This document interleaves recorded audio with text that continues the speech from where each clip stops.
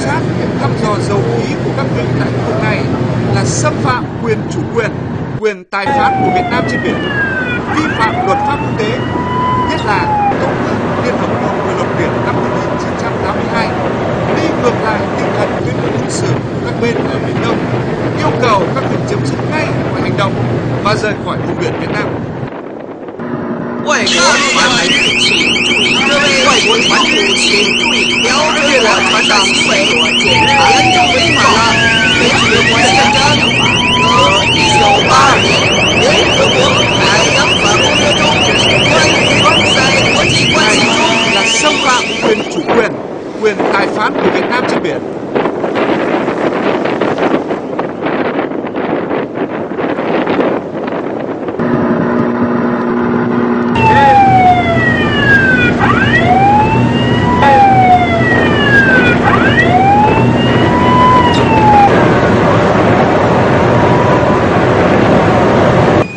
Cảnh báo các vị về hành động khiêu khích, xâm phạm vùng đặc quyền kinh tế và thềm lục địa của Việt Nam, trái với tinh thần tuyên bố ứng xử của các bên ở Biển Đông, đi ngược lại thỏa thuận về những nguyên tắc cơ bản chỉ đạo giải quyết các vấn đề trên biển. Một lần nữa, chúng tôi yêu cầu các vị tôn trọng quyền chủ quyền và quyền tài phán của Việt Nam, tôn trọng luật pháp quốc tế, lập tức dừng ngay mọi hành động, rời ngay khỏi vùng biển Việt Nam. 外国船只请注意！外国船只请注意！我们警告各位对越南专属经济区和大陆架的挑衅、侵犯行为，有悖于东海各方行为宣言，违背了关于指导解决。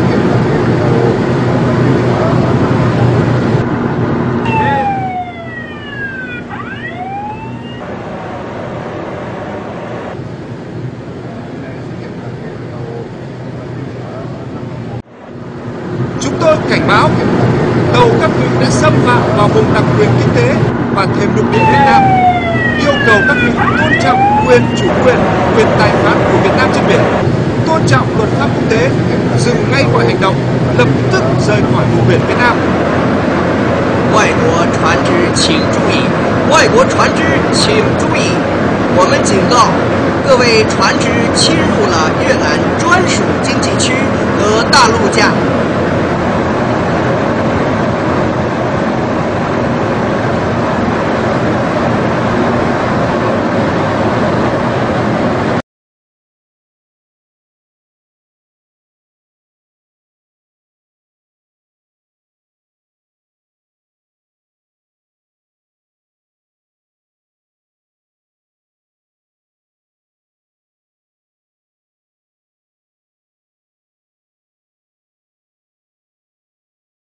Các vị đã xâm phạm vào vùng đặc quyền kinh tế và thềm lục địa Việt Nam.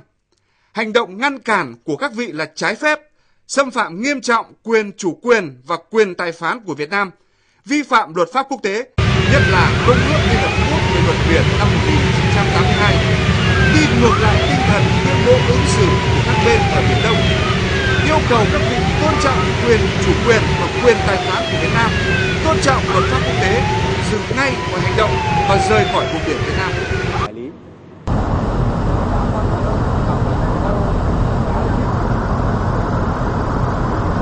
Chúng tôi cảnh báo các vị về hành động khiêu khích, xâm phạm vùng đặc quyền kinh tế và thềm lục địa của Việt Nam,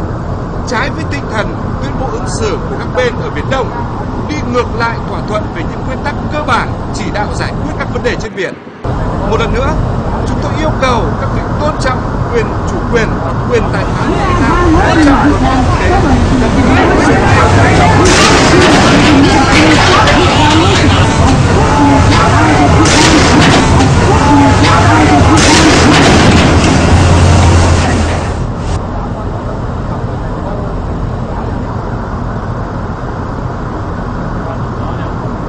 Cảnh báo các vị về hành động khiêu khích, xâm phạm vùng đặc quyền kinh tế và thềm lục địa của Việt Nam, trái với tinh thần tuyên bố ứng xử của các bên ở Biển Đông, đi ngược lại thỏa thuận về những nguyên tắc cơ bản chỉ đạo giải quyết các vấn đề trên biển. Một lần nữa, chúng tôi yêu cầu các vị tôn trọng quyền chủ quyền và quyền tài phán của Việt Nam, tôn trọng luật pháp quốc tế, lập tức dừng ngay mọi hành động, rời ngay khỏi vùng biển Việt Nam. 外国船只请注意！外国船只请注意，我们警告各位对越南专属经济区和大陆江的挑衅、侵犯行为，有悖于东海各方行为宣言，